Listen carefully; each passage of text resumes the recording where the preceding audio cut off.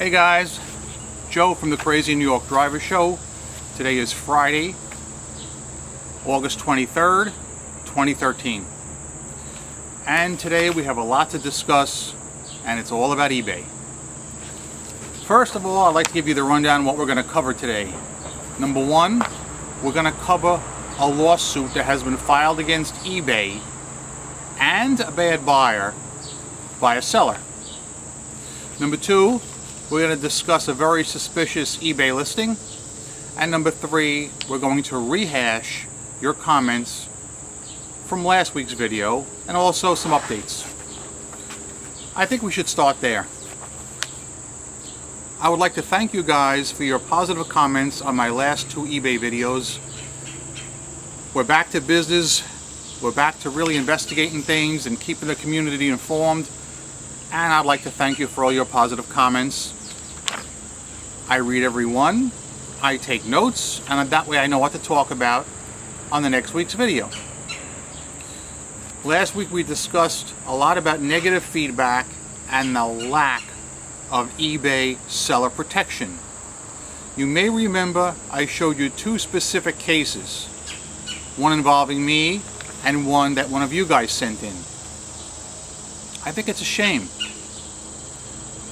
The worst part about it is I'm going to show you some more cases today. Ironclad proof. You know, eBay Trust and Safety has made some progress over the last year in booting scammers. I'm not talking about the 15,000 sellers that were booted. That's a whole different topic altogether. I'm talking about the scammers, and that's great. But as far as the seller protection team, where are those guys anyway? Those are guys I'd love to meet. I'd love to do a Skype session with you guys or a roundtable discussion, because I'm in the process of drafting a list of what I would call optimal seller protection tips, things that should be instituted to help us. I discussed this last week, but before I discuss any more about that, I want to jump into this lawsuit because it perfectly spotlights the issue that I'm talking about. All right? Now, basically, here's what happened. An eBay seller shipped an item to a buyer. The item was damaged on the way to the buyer, so the buyer got it and the item was broken. So the buyer says, I want my money back. The buyer and the seller said, sure, no problem. Gave the guy his money right back. The buyer then went ahead and left bad feedback comments for the seller, which is just plain wrong. There's a perfect example of no seller protection. So the seller called eBay and said, hey, you know, the item was damaged. I gave the guy his money back. I followed eBay rules. Would you remove the feedback? And eBay said no. And a lawsuit was started. Now, I hate to read off a piece of paper, but I'm putting two links below. The first link is to a PDF file that you can read yourself about this case. Some of you guys are not going to want to read it, so let me just read it really quick. It'll take maybe a minute, okay? On or about December 8th, 2012, an eBay buyer purchased a Pyrex graduated cylinder double pack from a certain eBay seller, an eBay transaction number, and there's a number which I have looked up and I can't find it because it was several months ago. After the eBay bidder sent payment for the item, one of the two cylinders was inadvertently broken during handling. Despite the seller furnishing the buyer with a full refund, the buyer on January 24th, 2013 posted neutral feedback and negative comments on eBay's website and low DSR ratings in the DSR console. In doing so, the buyer falsely and deliberately slandered the good name and the reputation of the seller. And you'll notice I'm only saying buyer and seller, but their names are available. I don't want to mess up the court case. All right? Now, basically, this should be an open and shut case. This is what we've been talking about for months. If you follow eBay policy and you're a seller and you ship something and it gets broken, and it does happen, or if it doesn't get broken, let's just say the buyer for some reason doesn't like the item and you agree to give him his money back, you should be protected, period, end of story. This should never have gotten this far as I'm concerned.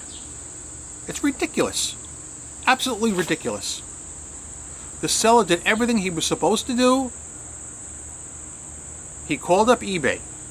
eBay should have removed this feedback. I think eBay also needs to look at some of these bad buyers who leave bad feedback when they shouldn't, like this clown. He got his money back. What's the problem? eBay seller protection has been lacking for some time. You know, remember, you got to understand, I am pro eBay. I'm out here every week telling you guys tips and tricks, trying to be helpful, trying to spread the word. I sell on eBay, I make money, I love it. And I'm encouraging you to do it too, but we need protection. We're not second-class citizens, we're sellers, all right? Please treat us as valuable members of the eBay community. Protect us. There are bad buyers out there, and yes, there are bad sellers too, and bad sellers need to be dealt with. But in a case like this is just plain wrong.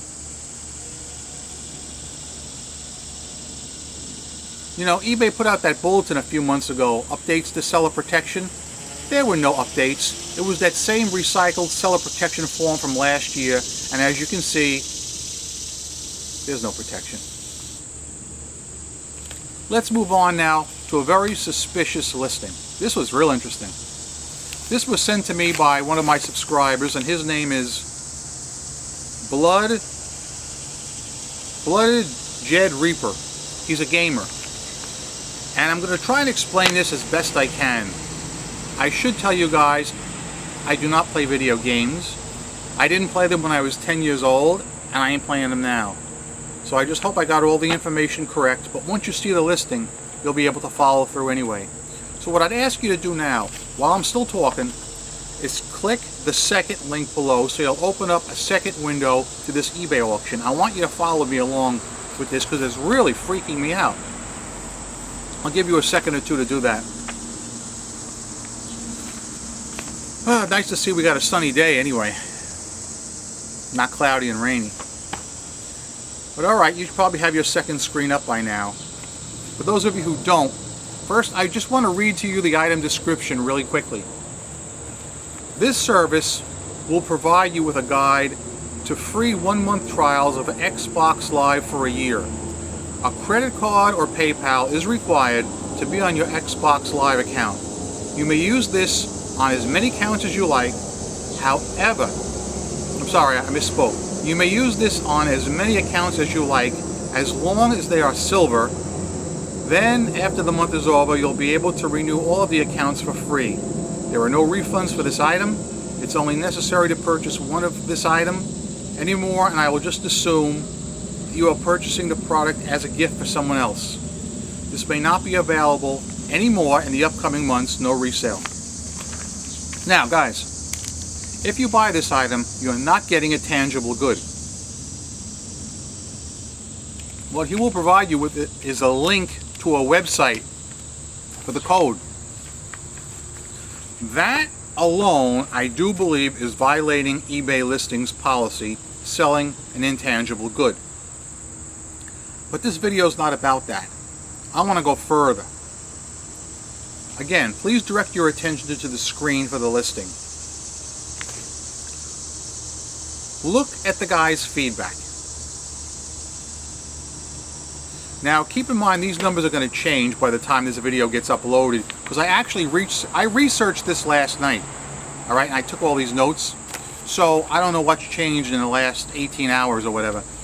But as of last night, his feedback rating was 10. Now you're thinking, well, so what? So what? Look at the price of the item. See where it says $5? Look to the right of that. Number sold As of last night, I think it was 59 or maybe even 60. Now, guys, if 60 people have purchased an item from his seller, doesn't it stand to reason he should have a feedback close to that number? I'm not saying all 60 people are going to leave him positive. We all agree that about 1/3 of them automatically will not. But shouldn't his feedback be closer to 40 or 45? You know, something's just not right. Now, if you click on the number of items he sold of this particular listing, you'll see an awful lot of people with low feedback, 0 and 1. I can't put my finger on what's going on here, but something's not right. There are some people that would think that he was selling to these fake accounts to try and inflate his feedback, but that does not seem to be the case because his feedback is only 10. And if you click on his feedback, that's another weird situation. Alright? Although it says 10, there's only 5 that were left this year. And if you look at the comments, one of them for this very item says super fast shipping. But nothing was shipped. It's an intangible good, and he's providing a link. Are you following me on this? Every aspect of this auction has me stymied. Now, if you click seller's other items, you'll see he's listing this similar type thing with other gaming systems. And again, you gamers out there, and I know you're out there, you can jump in on this and help me out a little. Especially you teenagers. I know you teens watch these videos, and I know you love these gamers and these gaming systems, Xbox. Give me some idea as to what you think this is about. Because I know I'm missing one crucial aspect from the gaming side of it. Alright? But I can tell from the eBay side of it, something's not right. This is a very interesting case study. Several things are going on here. Selling an intangible good. Feedback that doesn't match the number of items sold. Several listings that are almost all the same. Just different systems. It's freaking me out. So in the comment section, I'd like you gamers to jump in and help me out on that and tell me what's going down. Next item. I've been hearing a lot about listing policies and especially limits. I've heard 2 people this week contact me. One guy says his listing limits have been raised. Another one says his have been lowered. The fortunate member was Gary. His listing limits were raised. Rock on, man. The unfortunate member was Scott. His were lowered. And I know there's a lot of Scotts. This one is Scott Garin. His were lowered. And he tells me he thinks he has it's because he has a 4.5 in one of his DSR stores. And guys, if it was up to me, that whole DSR console would be wiped off the face of the planet. It's just a useless tool to hurt sellers. There is no way a seller can benefit from the DSR console. Now you're probably wondering what my numbers are, right? I'm glad you asked.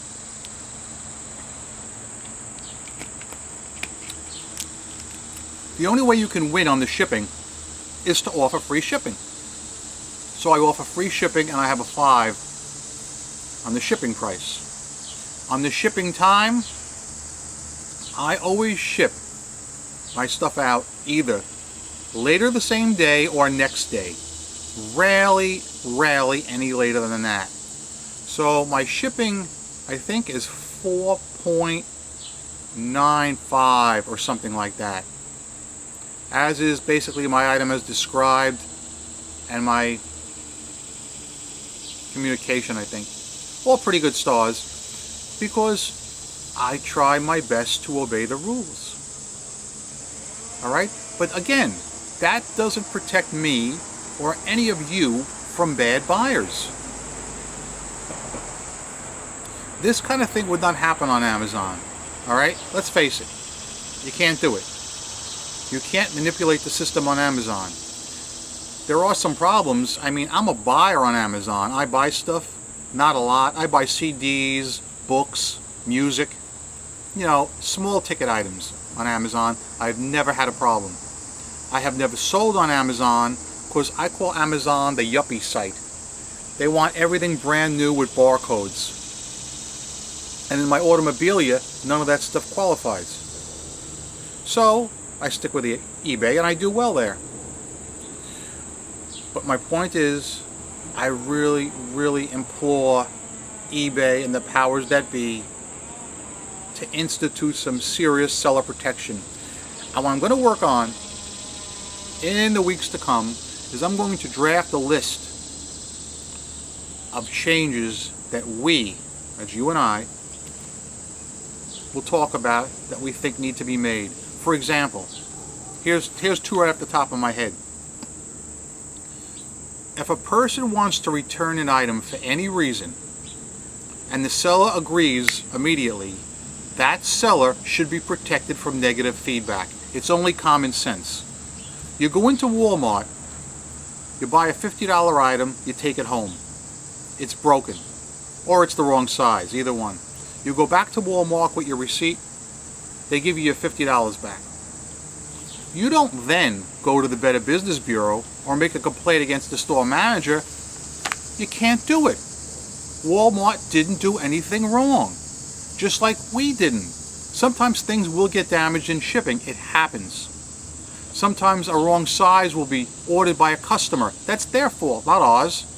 But if we give them the money back, we need to be protected. Kabish? We need to be protected from deadbeat bidders as well. The way I found around that is to require immediate payment. Of course, I list in the fixed price category, so that's easy. But you auction lovers out there, it's a trouble for you, I know. And that needs to be addressed. These are things that are contemporary problems with eBay. And the fact that it's 2013 and they're still going on stymies me. So I think that's enough fodder for discussion today. So would you please comment below on three things. You can comment on all three or just one, whichever you want. Either the eBay lawsuit that we talked about, where a seller is suing eBay and a bad buyer because they wouldn't remove bad comments. Number two, as we also talked about, that crazy listing for an intangible good related to Xbox. I'd like a lot of people to chime in on that. And lastly, updates to seller protection. We need to be protected. It's only common sense. The quicker we get protected, the more people are going to want to sell on eBay. As for me, I'm Crazy New York Driver and you're not. Thanks for watching another Friday eBay video. Your comments will dictate what next week's video is about. Thanks guys. Rock on.